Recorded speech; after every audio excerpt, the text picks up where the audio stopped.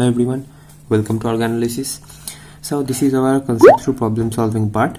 Now here I'm taking a question, the question which came in CSIR NET June 2016 for 4 marks. Okay. Now the question was the major product in the following reaction is. Now if you are given a substrate like this and you have two reagent that is given to you, it's PPH3P, that is triphenyl phosphocene, and the second you have given that is sodium cyanoborohydride. Okay, so we all know this is our reducing agent, that is reduction, there is a reducing agent, and this you have to know this concept of this PPH3P reagent, how the reaction proceed now in this type of complex. Now for this we have to know one important concept, that is important name reaction also, that is called Staudinger reaction. Okay, so let's start. You have to know first the Staudinger reaction. I will show you how the reaction proceed and which type of compounds are respond to this reaction and how which type of reagents are used in this reaction. Okay, now let's start. That is Staudinger reaction.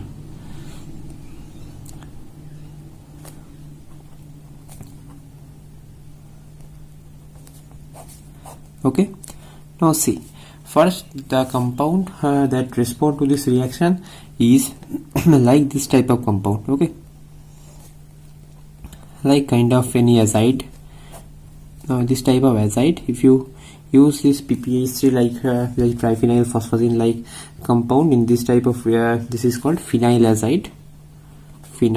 azide. Now this type of compound are generally converted to this type of compound. Okay, so this is your kind of immunophosphorant. Okay, what is it is called? It is called that is here is a phenyl group. Now there is generally this, if you take this compound as R, now N double bond PPH3 is given. Now this type of compound is called immunophosphorant, that is immunophosphorant. Okay. Now this is your immunophosphorant. Now see how the mechanism and how the reactions proceed. Now let's see the mechanism. Now see, for this you have to know the important concept. Now see what is the mechanism and how the reaction proceed. Okay, now I am taking this RP, I am taking this as a R, and we can write this azide in this way also, that is this one. Okay, we can also write in this way. Now this has a resonance structure like this. Okay, so this is, we can also write in this way also. Okay, now see, you have to put this PPH, that is triphenyl phosphocene. Okay, now this has a lone pair of electron. We all know that in case of Wittig reaction we also see this type of compound. Now see, this negative double bond, see this lone pair is directly attached to this nitrogen, and this bonds go for this nitrogen atom. Okay, now see, after that we get the product like this way, PPH3, this is your plus, and these bonds now this has a lone pair and these bonds go over here. Now this is your positive center. Now in this complex it will be neutralized. Now this is your phosphazide. This is called phosphazide. Okay, this is your phosphazide. Now see, here this type of complex generally passes through a transition state like this way. I'm show it like this way. PPH3, this is your nitrogen, this double bond, this is a nitrogen. Okay, and this is your R group. Now how this form this from this compound to this compound, that is, this is nothing but this will attack to this phosphorus center, and this will form generally this type of transition state. Okay, this is your transition state. Now we all know in case of Wittig reaction this similar mechanism also followed. These bonds go over here and this go here, and this N2 will leave from the system. Okay, now after that you can get the final product is like this. Okay, so this is our final product. This is called immunophosphorin. I am also written over here. This is called immunophosphorin. Now there is a possible this reaction is very much chemoselective and also stereoselective as well. Okay, so this is chemoselective and stereoselective as well.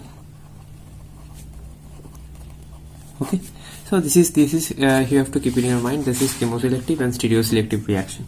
Now there is another that is a mode of attack. Okay, now you have to know how this PPH will attack. Now this N, that is this 3N, and this 3N is approximately bond angle 170 degree. Okay, so this N I have written over here, A N, this N bond angle approximately 170 degree. Okay, now there is a two possible modes of attack. Now written over here, that is possible mode of attack.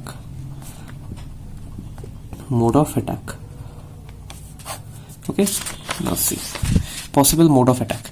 Now there is a two possible mode of attack. The possible mode of attack is now if this bond angle I am written like this way, C or R. Now this PPH3 PH3P can attack over this center like this way. Now this is your trans attack. Now why I am saying it is trans attack, and this is just because of they follow the trans type of transition state in during this reaction. Now what is trans? That is this double bonds go over here, this will go over here, and this is your R not R1. Okay, now see, and this is your PPH3, that is PPH3. Okay, now see, this is your transition state. Now this type of transition state called it is your trans transition state. Okay, now this is your trans transition state. Now see, there is another mode of attack also possible, that is if, and this is your R1, and this PPH3 will attack to this nitrogen center, and this is your cis attack. Okay, now how this cis attack, how this type of intermediate is formed. Now this is your N, this is your R1, and this is your PH3P. Okay, so this is called cis transition state. This is your cis transition state. Okay, now see, there is an investigation that DFT in case of the investigation showed that the reaction generally prefers the cis transition state. Okay, so that gets extra stabilization and it will generally form this type of intermediate. Now that is how the reaction proceeds. And after the hydrolysis of this product, I am written over here, after the hydrolysis of this product you can get the amine. Okay, now see how the amine is formed.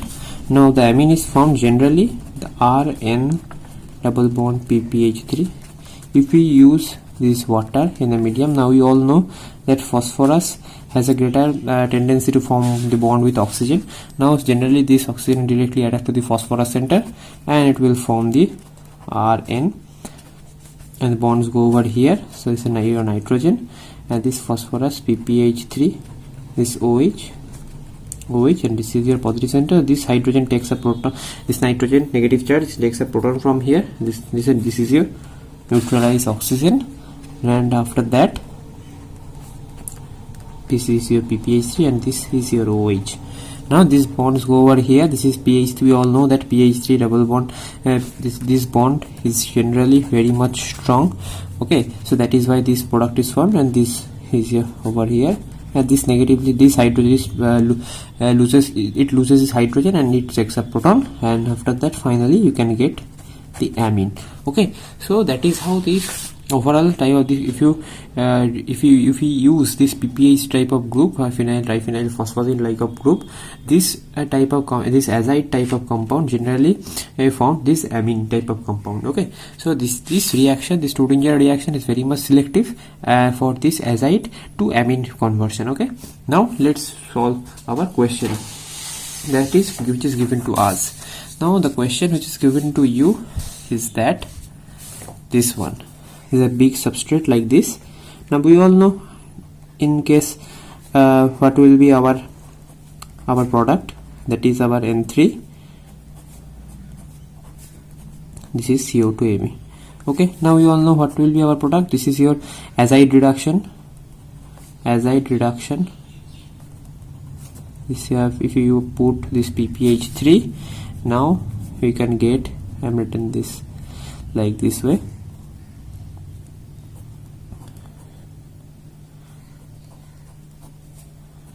This 1 2 3 4 5 1 2 3 4 5. This is your NH2.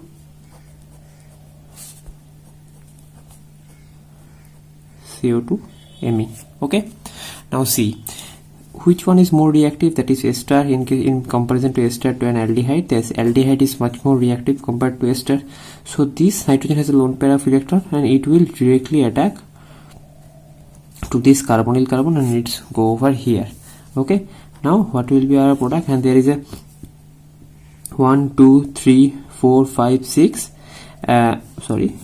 this is a 1 2 3 4 5 6, and this will bond with this carbon atom. Then there is a formation of 7-membered ring with a nitrogen fused. So after that you can get this 1 2 3 4 5 6 7. There is a 7-membered ring and this bonded with this CO2 Me. Okay, now there is a one more thing, that is your OH. Now see, now there is a proton source. So this oxygen generally takes a proton and get this OH2 plus, and this nitrogen push back over here, and this will leave from the system as a water. So water is removed from the system and you can get a double bond over here. Here is your positive charge. 1 2 3 1 2 3 CO2 Me. Okay, now we know this is your immune system. Now this immune system generally, if we use this now second reagent which is given to us, that is sodium cyanoborohydride. Now in the reduction reaction video we already discussed this sodium cyanoborohydride. If you haven't checked that video, I will put the link over here. You can go and check that video. And we all know that sodium cyanoborohydride generally reduces this imine type of compound. So this will not, this is also chemoselective reagent and it will does not react with this alkene or esters. So selectively reduce this immune system, and after that you can get the product like this. This is your NH and the rest part is, look, this is your CO2 Me. Okay, so this is your rest part. Now see, this is our final product that we get from this reaction. Okay, now let's check the options which is given to us, that is this one and this one and this one. Now we all know that there is no formation of this 5-membered or 6-membered ring, and there is a due possibility that you have given this 7-membered ring, one here and here, and there is a reduction of this group and there is a formation of this 5-membered ring also. So this is not possible in case of this sodium cyanoborohydride. This is selectively reduced. This is also a chemoselective reagent, selective reagent. Okay, so now if you haven't checked that, you can go and check over here. I already made a video on this overall reduction reaction. I already covered all those reduction reactions, and this is one of the important reduction reaction, that is Schrodinger reaction. Okay, so this is one kind of reduction of azide to amine. Okay, so this is our final product that we get is option A. So the question was very much important for your exam, and Schrodinger reaction is very much also important for your exam, that is Schrodinger reaction. Okay, so I hope this video is very much helpful for you, and if you find this video useful, you can share it with your friends, and please subscribe to my channel. And that's it for this video. Thank you so much for watching.